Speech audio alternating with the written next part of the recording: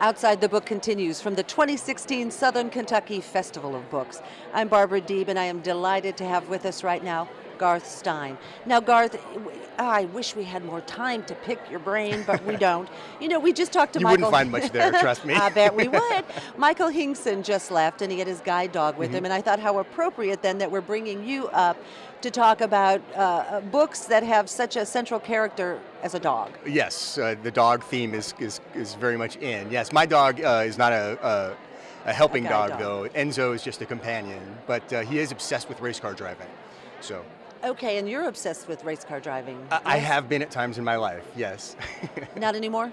Well, you know, I got out of it at some point because it just, like anything else, if you want to be good at it, you have to put all of your time and energy and money into it, and I wasn't able to do that. So You have to just sell some more books, right? Oh, yes. Well, Yes, there you go. A passion for the written word is what you say you have. And have we lost passion for the word? I think that certainly there's a waning to it, especially with the young people these days. Everything is so instantaneous, and 140 words or characters Right, or less. or less, Right? yeah. Yeah. So I do think long-form fiction is something that is becoming a little like the long-playing record. But I think it's immensely important to us as individuals, but also to our society as a whole. To read a book, you have to put something of yourself into it. You have to exhibit empathy. And by exhibiting empathy, we make our communities stronger because we understand that we're not all the same. It's not a one-size-fits-all, and that we have to recognize that we can agree to disagree. This is something we don't have in, for instance, presidential politics. Okay, we're not going to get into presidential politics. Oh, no, come on, let's do it. No, Let's no, do no, no, it. no. But you have a background as a documentary filmmaker. Yes. You have a really interesting background. But, you know, there's an underlying theme here, and it's very evident. You're a storyteller. I think that's the key, is that I really enjoy telling a good story. For years, I did it as a nonfiction film, which was a lot of fun, and I really enjoyed it. But now I've found my groove, I think, with long-form fiction. And it affords me a sort of lifestyle. You know, I can coach my kids' soccer team if I want to. Right. Or, you know, It allows you that freedom. yeah, which is kind of nice. Your books are extremely popular, and I'm curious because I think a lot of people always want to know, how does my favorite writer do what he does? So do you have a system? Do you have a I schedule? wish. No. I wish I had a system. Soccer game, come home right? I have friends who who have all these, like, the ways, you know, I get up at 5:30 in the morning and I have 2 Oreo cookies, and Right. I can't do that. I'm a binge writer. And I'll write, you know, when it comes and wherever it is, I have to do it. And as a matter of fact, last night I was able to text my wife and say, well, I'm coming home tomorrow, and I finished the first draft of my new book. So I did it in the hotel room right across the parking lot.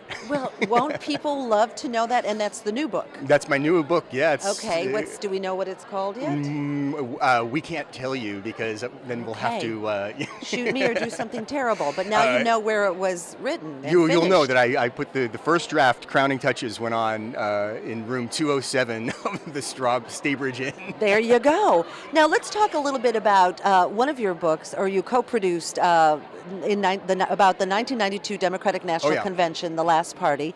So when you were joking a little bit ago about talking about presidential politics, you Yeah. probably really would like to do that. Well, the last party was with Robert Downey Jr. We made it in '92, which was the year that Clinton first took over, and it was kind of a man on the street sort of thing, but we didn't really know what we were doing, and it was before digital age, so everybody didn't have a camera, and we were shooting in 16 millimeter film and to the Republican and Democratic conventions, and had a real blast doing it. The film is a disaster. It's horrible. You can see it on YouTube.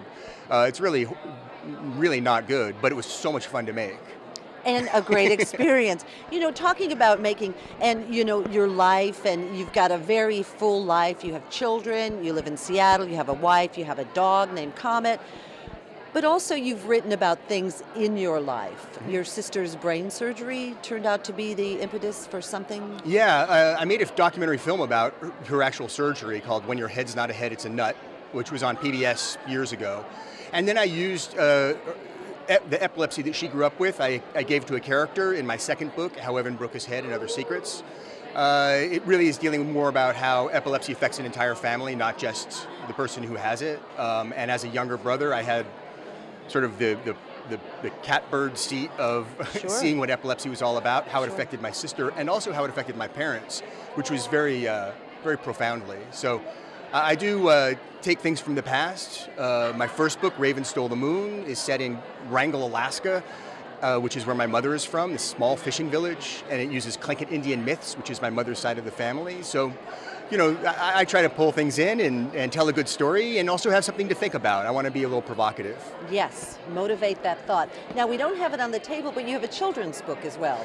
Yes, With Enzo little as the Enzo, lead we call character. those. Yes, there's two of them. The third one is coming out this fall, Halloween. Enzo's a very scary Halloween is so sweet.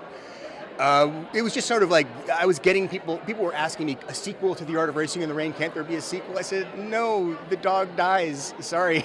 Oh, you just gave it away if you haven't read the book. I gave it away in the first chapter. Okay. I want everyone to know up front that it's not about death. It's about life. It's about an affirmation of living. So. We continued the story, though, with the Little Enzo books, which are really, they're fun to write. I love children's books, and I want to keep doing that, too. Well, I hope you keep doing exactly what you're doing and more. Thank you so much for joining us. Thanks. We've been joined by author, documentary filmmaker, storyteller, Garth Stein. That's going to wrap it up for this edition of Outside the Book, coming to you live from the Southern Kentucky Festival of Books.